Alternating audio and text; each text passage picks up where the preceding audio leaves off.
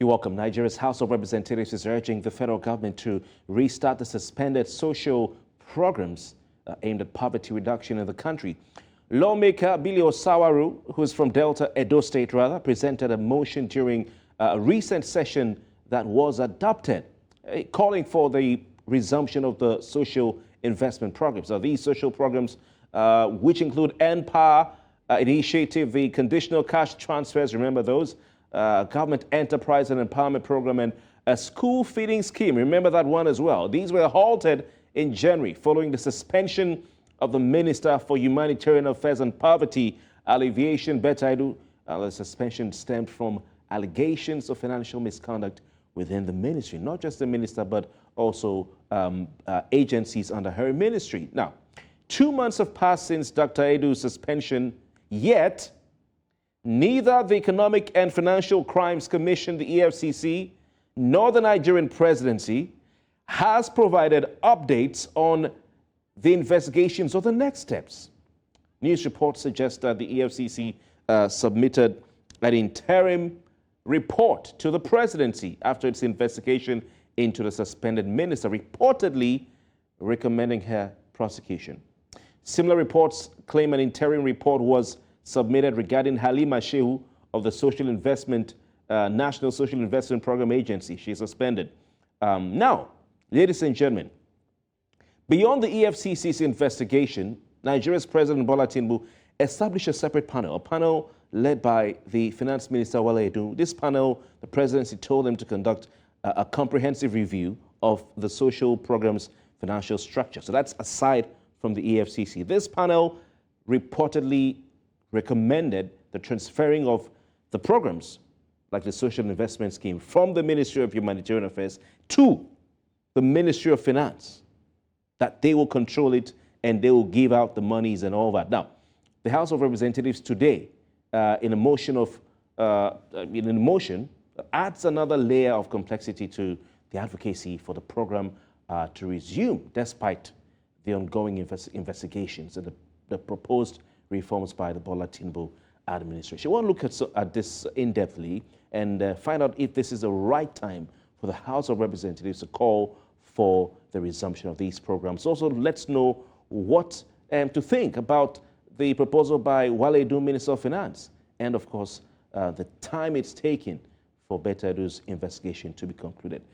Nnaemeka Onyeka Obiareri is a development economist and an investment banking executive. He joins us via video link. Elvis Akpobi is Executive Director of Not Too Young to Lead Initiative. He also joins us via video link. Gentlemen, very good evening to you, and thank you so very kindly for your time tonight. Good evening. Pleasure. All right, let's start with you, Nnaemeka Obiareri. Sir, lawmaker Billy Osawaru is pushing for the program's resumption. Do you believe that restarting these programs before the investigations conclude is a wise move? I strongly believe that we need to totally eradicate this governance and Almajiri kind of handouts. It has not helped to reduce poverty. It has not helped to eliminate poverty. Rather, it has helped to perpetuate corruption at the highest level and of the monstrous proportion. When you do social intervention globally, when you apply social intervention, there's always the need for you to do what we call impact assessment, to know whether your intervention schemes are working or not working. This Almajiri kind of handouts started massively in 2015 after Buhari was sworn in as the president of Nigeria. That was the first time in the history of Nigeria that the Ministry of Humanitarian Affairs was introduced. When he became president, we had only 76 million extreme poor Nigerians. We had 10 million out of school kids, according to UNESCO record, 10.3 million out of school kids. And when they came up with this idea, when we start feeding kids in their classes, that the enrollment will improve, many people clapped. But some of us had doubts because we knew clearly that it was a way that the political elites and their hangers on wants to also extend the looting spree. And just like we rightly predicted, tokenism of such magnitude, of such level, does not in any way eliminate poverty or reduce it. 8 years down the line, today, the number of extreme poor Nigerians is about 103 million. Number of multidimensional poor Nigerians, 133 million. Number of out-of-school kids, 8 years after this school feeding program, 20.5 million. You be the judge. It is not working, and it will never work. Right. And that is the truth. It will not work because there is no sincerity behind it.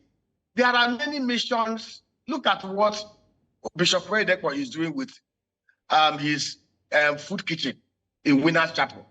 Look at how transparent it is nationwide. If we have trillions that we want to use to take care of the poor and those that we need to reach, let us take those monies and give to honest missions like Oyedepo of Winners Chapel, and you will see it get to the people.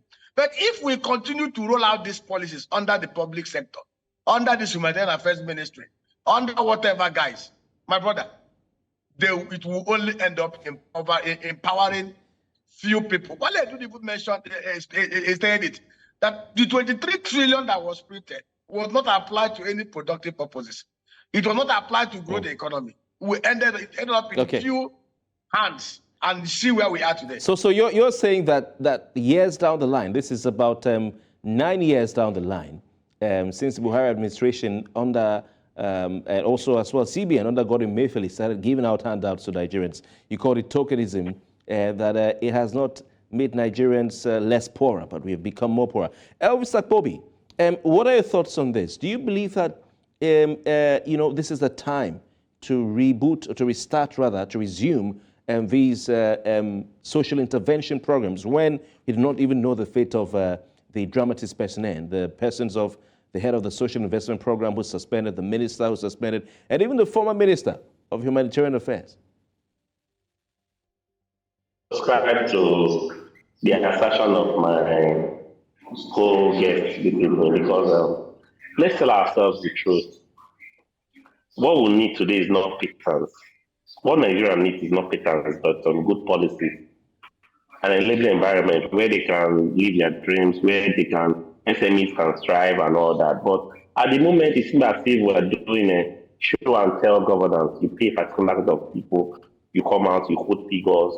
I was privileged to be on board with one of the head of this social intervention program. I think in the last administration, we met at the same particular airport. I wouldn't want to mention the name. We're waiting for our flight, and you needed to see the affluence, the opulence at the VIPs. I was telling a colleague of mine that that's my cash that's been spent there. So at the moment, it's not about if people do not have good intentions for us. I'm sorry to say, a handful of people who contracted governance too, they don't have good intentions for us. Even there were times, if you agree with me, these last elections, we had a particular set of persons who felt that they were our messiah from a particular party. At the moment, they are muted because they were just on the queue waiting to eat from the national cake. They are not as vibrant as they used to be during the electioneering. I wouldn't want to mention the name of that party. I asked myself, are these persons who want to fix Nigeria still in the National Assembly? Are their voices still as vocal during the elections, the way it was during the elections and now? Are they doing the ayes have it or the nays have it? What are they subscribing to? So for me, our problems are man-made problems. Our problems is that we don't place Nigeria first before our personal issues. And it's a huge problem for us. All right. The people who contracted governance to with our votes want to fill their pockets and not better this our country. Same old story, same old story. Bob Marley it was who said, how shall we sing the Lord's song in a strange land? But let me come back to you, Nemeko Berry. There are news reports that are suggesting that the Economic and Financial Crimes Commission has already recommended the prosecution for the suspended minister, Betta Edu. What do you think is responsible for the silence, the very loud silence by the federal government and even the EFCC since this story emerged and since the president moved to order an investigation into it? My brother, I've always maintained that it will be difficult for Beelzebub to cast out Beelzebub. And that is the situation that we have found ourselves. The Humanitarian Affairs Minister, was it not the same person that there is a video circulating when he was the chairwoman of the ruling party, APC, when they went to visit somebody and they were giving handouts in $100 bills? See, let me tell you this. I feel so sad that we are even talking about this without even looking at the past. There was somebody who occupied that office. We have records that about 5.9 billion that was spent to train 16,000 Nigerians on how to repair phones. And that's about 334,000 naira per person. Till today, we have not seen the list of the 16,000 people that were trained with 5.9 billion. We have not seen their offices. We have not seen their addresses. Over 1 trillion naira was spent in that 8 years. The former Humanitarian Affairs Minister is still working about. The other people within other agencies under the same scheme, nothing has been done. See, I don't see anything coming out of this.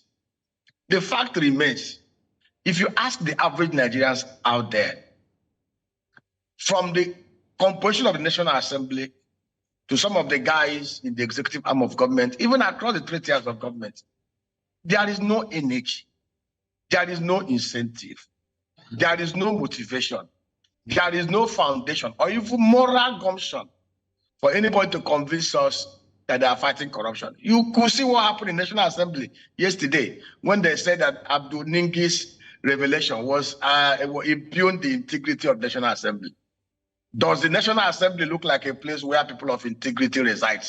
Most of them have files at the EFCC that are as high as the Eiffel Tower. And it is so shocking that we expect, there's a Latin maxim that says, "Es nihilo nihil fit." You cannot place something on nothing and expect it to stand. I do not have any confidence or any trust. Don't get me wrong, the current chairman of EFCC is a man of integrity. He's a man that can fight the fight. He has recommended for prosecution.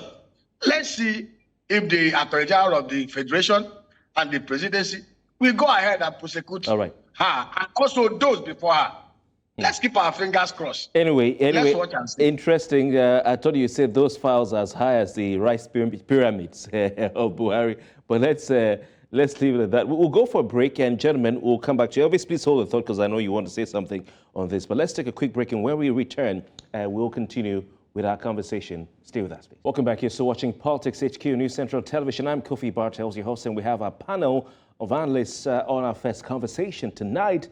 The issue of the investigation into the activities and the personnel in Nigeria's Ministry of Humanitarian Affairs and Social and Poverty Alleviation. That is the minister, suspended minister. Don't forget, she's not former, but she's suspended minister, Betta Edu. And of course, Halima Mohammed, who is the suspended head of the Nigerian Social Investment Program Agency, all because of allegations of corruption and the financial misappropriation. Our guest tonight, Elvis Akpobi, is the Executive Director of Not Too Young to Lead Initiative. Nemeka Onyeka Obiariri is a development economist and an investment banking executive. Now, Elvis, before we went on the break, we were about to take your thoughts on the time that it has taken for the economic and for the federal government, actually, to progress following the recommendation of the EFCC to investigate or to prosecute Betta Edu. Some reports are claiming, some news reports I've monitored are claiming that certain powers that be, in quote, unnamed, in the corridors of government in Nigeria, at whatever arm, be it legislative or executive, are trying to look for a soft landing for Betta Edu. Now, I don't know if this is true, but I want your thoughts on all that has been reported so far. That's where oligarchy comes in. What we are practicing today in Nigeria is an oligarchic government where a particular set of people tend to decide what happens, what the masses get, how they get it, and when they get it. For me, you cannot be investigating corruption for almost more than 2 months. The young lady, you know why it's so painful is that we advocated to the not too young to run, not too young to lead initiative. We advocated for young people with character, capacity, and competence to be on the table where critical decisions about our futures are being made. It's quite unfortunate that these people, how do they select these young people? Because you agree with me, there was a trending video about Betta Edu sharing money to his staff and all that. Their money. What did she do? Where does she work that she spread this kind of money? In fact, then she was privileged to become a minister, and there's alleged that there's a particular amount of money that was paid into private accounts, taxpayers' money. So for me, a character is one way or the other shutting doors for other young people to come in. But still, I know we have young people who place Nigeria first before their personal interest. President Tinubu should know that there's a generation he needs to negotiate with. There's a generation that will call him out. Should he not do the right thing? Because we contracted governance to him, we entrusted him with our future, with our votes. So at the moment, telling us at the moment that it's quite unfortunate that we don't have a report on the suspected, minister, but still, our character, our actions and inactions have placed us in a negative light in the outer world. The right thing should be done. Due diligence should be done. It's not about being young or having a pretty face. If she's corrupt, she should step aside for some other person that will put Nigeria on the world map on a better pedestrian to come on board. All right. The presidential panel set up by Mr. Obiari, President Tinubu, to conduct another, investigation and recommend in a report, make recommendations, headed by Wale Edun, Minister of Finance and Coordinating Minister of Economy, ended up recommending to President Tinubu that the National Social Investment Program Agency should be moved to his ministry, and then the programs can proceed from there. Is this a necessary reform, placing these programs under the Ministry of Finance, or will it simply create further bureaucratic hurdles? To you that as far as impact assessment is concerned, there is no benefits, no positive results from the intervention program since it started. I've given you the statistics. We had 76 million extreme poor Nigerians when this intervention started. Today, we have more Almajiris in Nigeria today than we had in 2015. We have over 102. We had 10 million kids out of school. And they bombarded us with the story, once we start feeding them in school, the numbers will improve. Today, we have 20.3 million kids out of school.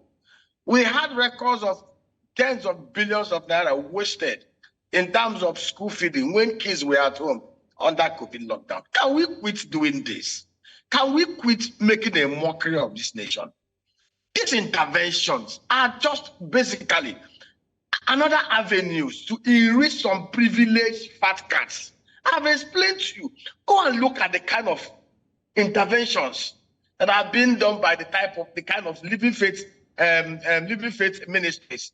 Go and look at the kind of how transparent their interventions are. Even look at their schools, how transparent their administrations are. So you understand. Let me tell you, the Nigerian public sector, go and check.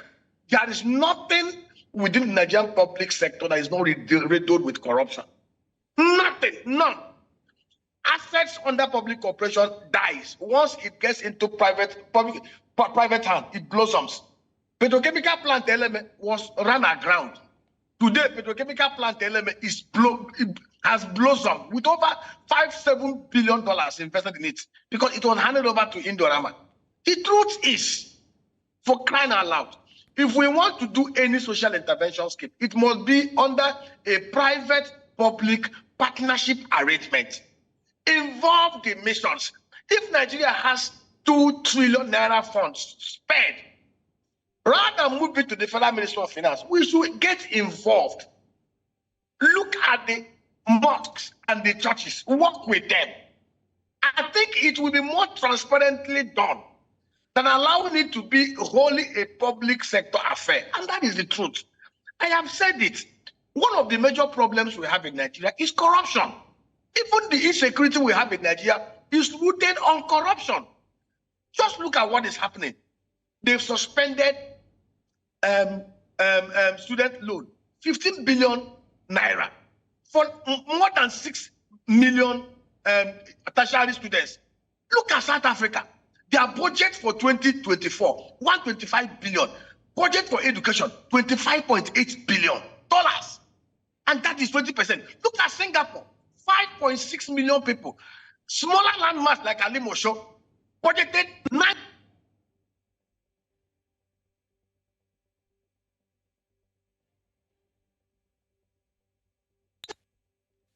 Interestingly, South Africa, if you look at South Africa, Times report, South Africa has the top 10 universities in Africa are from South Africa.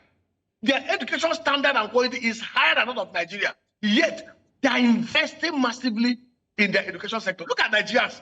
We only budgeted 1.5 trillion naira, $903 million for education in Nigeria.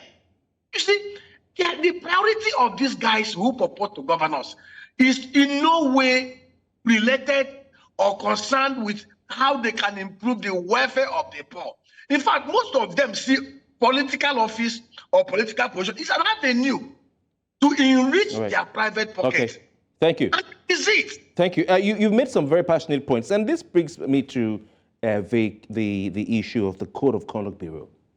The part 1 of the 3rd schedule of the Constitution of the Federal Republic of Nigeria, and I think also the 5th schedule of the Constitution, part 1 of the 3rd schedule talks about the Code of Conduct Bureau when under executive bodies of the federal government. Part 5 talks about the Code of Conduct for public officers, and some of these things, if adhered to, will not even give a room for any of these things we're complaining about. For instance, when you look at the Code of Conduct Bureau, the Constitution says that Code of Conduct Bureau shall receive declarations by public officers made under paragraph 12 of part 1 of the 5th schedule to this Constitution, examine the declarations in accordance with requirements of the Code of Conduct or any law, and all that. And even when you are leaving office, you have to also go back to them.